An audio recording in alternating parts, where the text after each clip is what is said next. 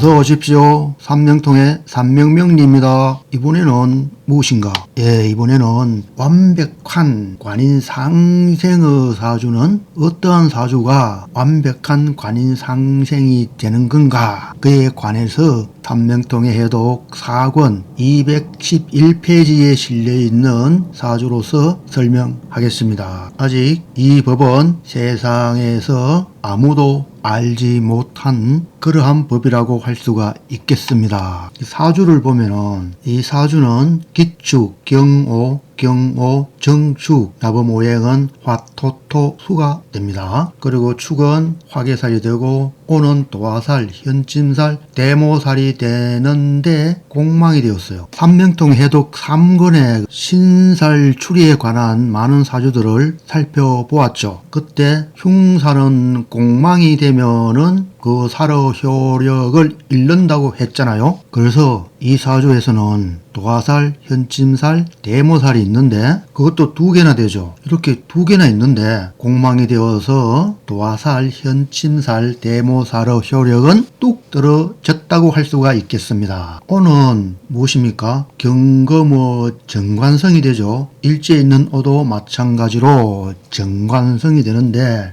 이 정관이 오화의 정관, 즉 정화가 시간에 투출되어 있습니다. 그리고 또 특이한 것은 이 오화는 기토의 근록이 되죠. 또 정화의 근록이 되죠. 그런데 정인 기토가 연간에 투출되어 있습니다. 시간에는 정관이 있고 연간에는 기토가 있는데 이 기토는 정인에 속하죠. 그리고 각각 오화는 다 같이 근록이 됩니다. 정화의 근록, 기토의 근록 이렇게 되죠. 그러면은 오화 내에는 기토와 정화, 그러니까 정인과 정관이 동존하죠. 그렇죠? 이렇게 동존하죠. 이것이 바로 완벽한 관인상생이 되는 그러한 경우라고 할 수가 있습니다. 지난 시간에서 필자가 그런 이야기를 한두 번 했는 기억이 나는데 무슨 이야기인가 하면은 경오 이렇게 되면은 즉 경금이 그 지지에 오화를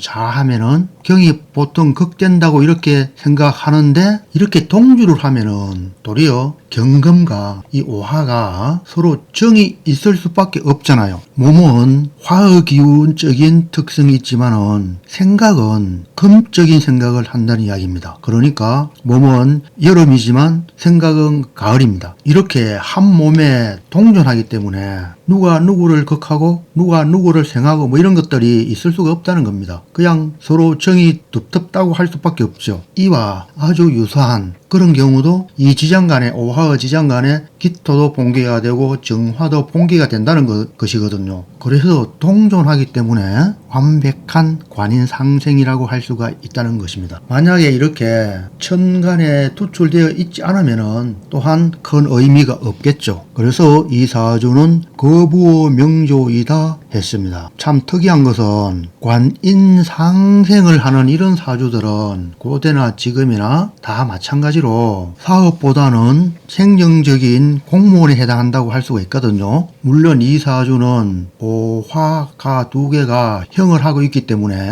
행정적인 그런 문인이 아니라고 할 수 있지만 그래도 비교적 관인상생하는 것은 무보다는 문이 더 가깝습니다. 그리고 사업을 하는 것보다는 공직이 더 가까운데 이 사주 주인은 거부가 되었다고 했으니 참 특이하죠. 옛날에는 돈 버는 것보다 벼슬 하는 것이 더 천직으로 알고 있는 것인데 이상하게 거부가 되었습니다. 식상성은 있지만 재성은 나법오행에도 없어요. 다만 태에는 나법오행이 있어요. 목이 있고 또 태가 신유인데 태가 신유가 되면은 이 금기가 강해지면은 자립심이 있어서 사업을 할 수 있거든요. 그런데 고대의 기준으로 생각하면은 전혀 사업을 해서 거부가 되는 명조가 될 수가 없는데 하여간에 거부가 된 명조라고 하였습니다. 그래서 운을 보면은 이렇게 행하는 겁니다. 기사대운, 음간이니까 역행하죠. 무진, 정묘, 병인, 을축, 갑자, 개해 임술인데 초연에는 이렇게 운의 흐름이 관성, 인성으로 흐르다 20, 30대 넘어가면서 재성에서 식상성으로 흐르게 되죠. 그래서 이 사주는 운빨에 의해서 식상생지를 하여 거부가 된 사주라고 할 수가 있지 않느냐, 이런 생각을 해보게 됩니다. 글을 한번 봅시다. 경금의 자와 월령에 오화가 있으면 정기가 천간에 둘 다 가지런하게 있는 것이 좋다. 자와 월령에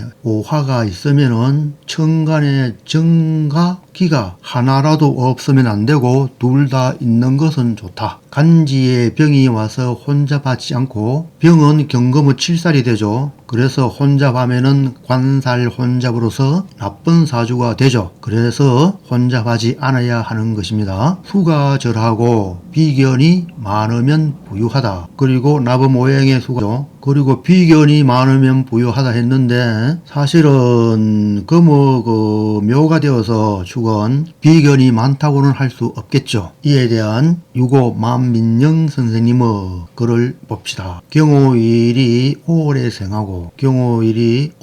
생하고 정기가 투출하여 관성 인성이 천간에 있으면 명리가 발달한다. 명리가 발달한다 했어요. 요거 선생님도 부유하게 된다 라고 하지는 않았죠. 만약 오화가 많거나 이모씨는 길하다. 또 병칠사를 만나는 것은 불리하다. 시가 이모씨도 좋다고 했어요.